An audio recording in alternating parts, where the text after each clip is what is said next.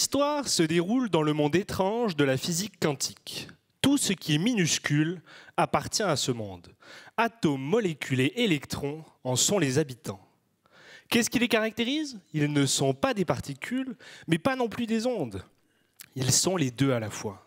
Ces objets, étranges par nature, se comportent de plus très bizarrement. D'un royaume à l'autre, on peut voir de tout.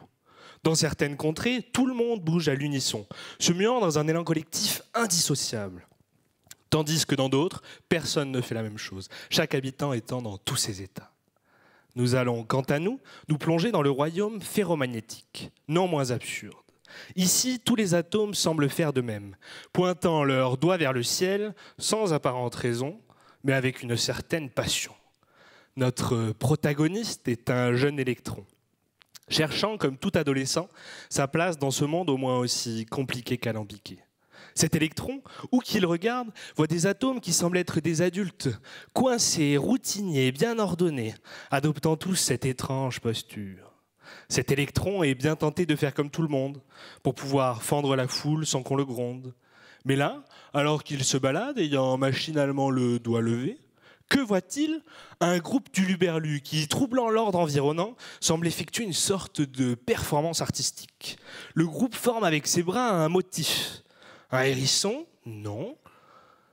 Une spirale? Non plus, non. Mais non, c'est un skyrmion.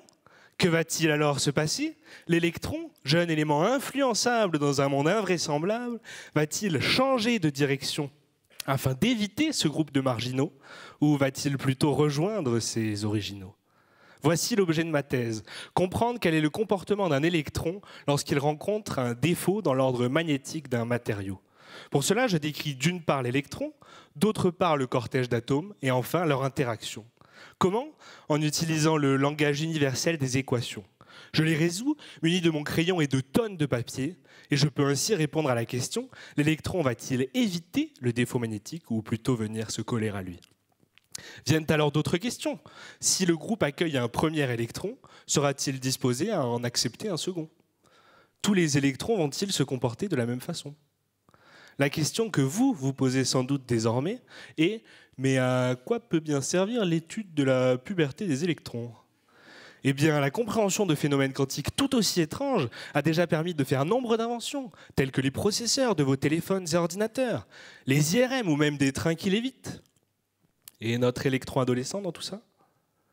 Eh bien, la compréhension de son comportement pourrait permettre de construire de meilleures mémoires, à la fois plus compactes et plus rapides, abritant le balai silencieux de millions de skyrmions.